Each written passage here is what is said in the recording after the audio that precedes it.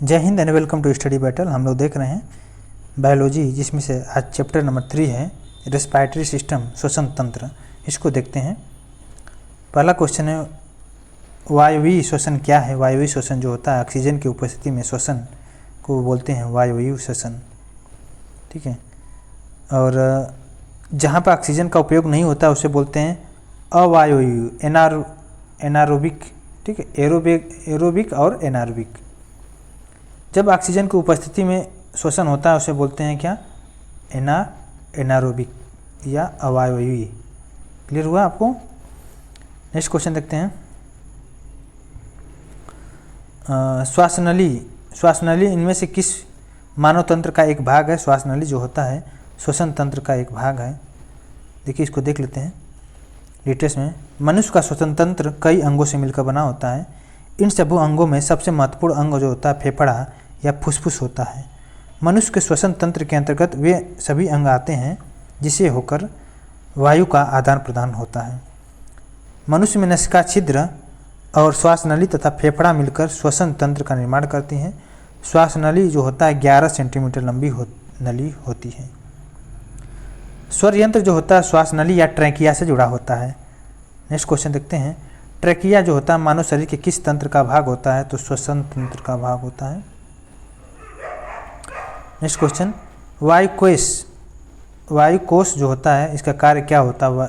गैसों के आदान प्रदान वाले स्थान पर एक सतह प्रदान करना वायुकोश का कार्य होता है। देखिए, वायुकोश श्वसन प्रणाली का एक महत्वपूर्ण हिस्सा है।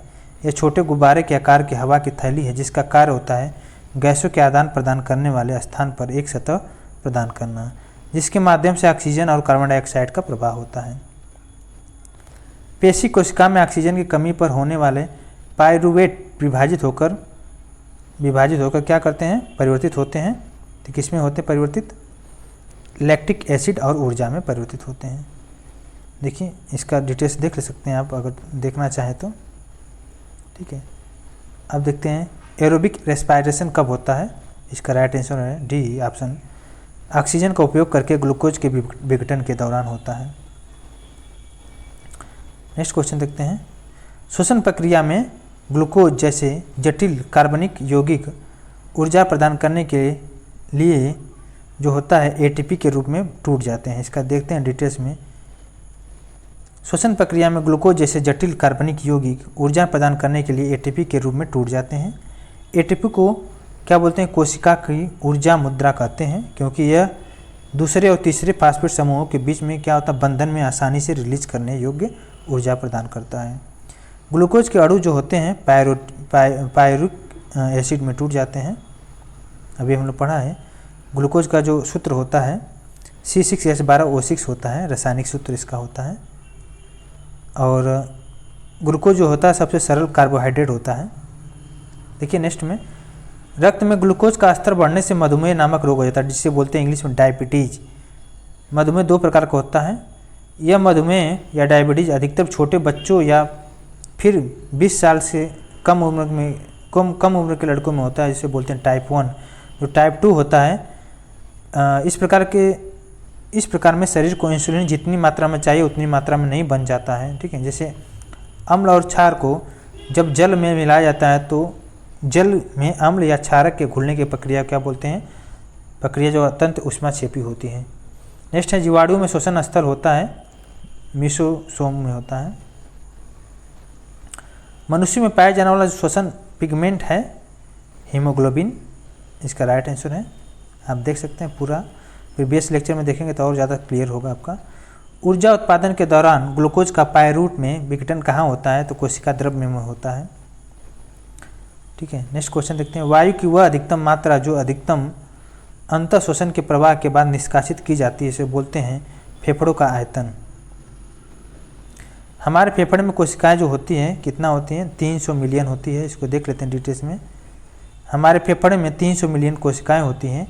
फेफड़े के अंदर प्रत्येक श्वसनिका पुनः पतली शाखाओं में विभाजित होती है, जिन्हें बोलते हैं वायुकोष्ठिका वाहिनियाँ।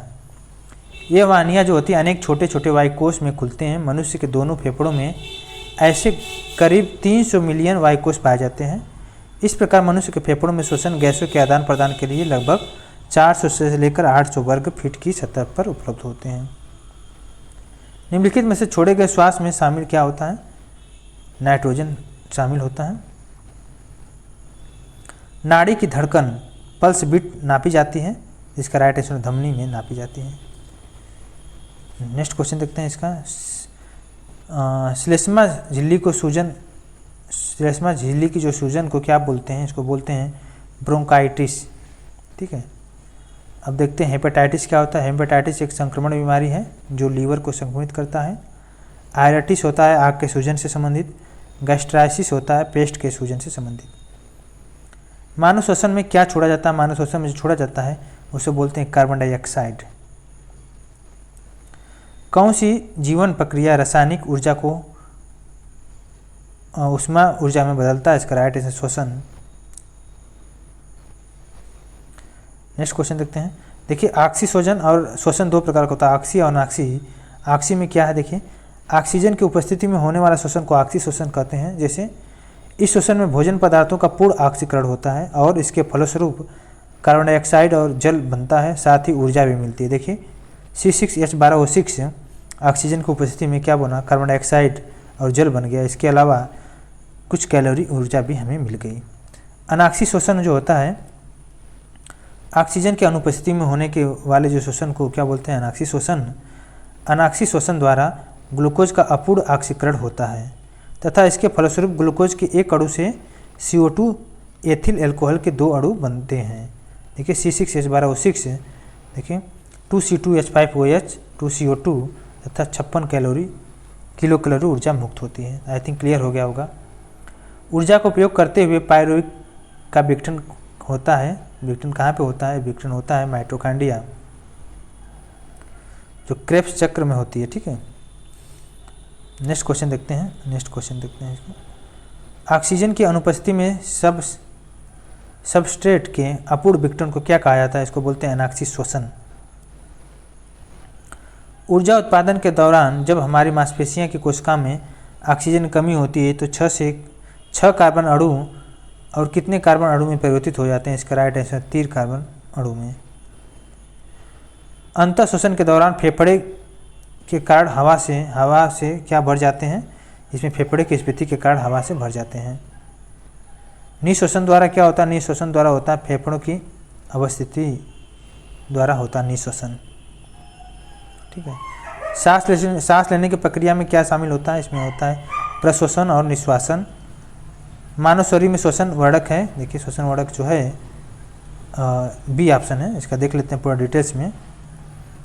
मानव शरीर में लाल रुधिर कणिकाएँ की सभी कोशिकाएं हीमोग्लोबिन से भरी होती हैं।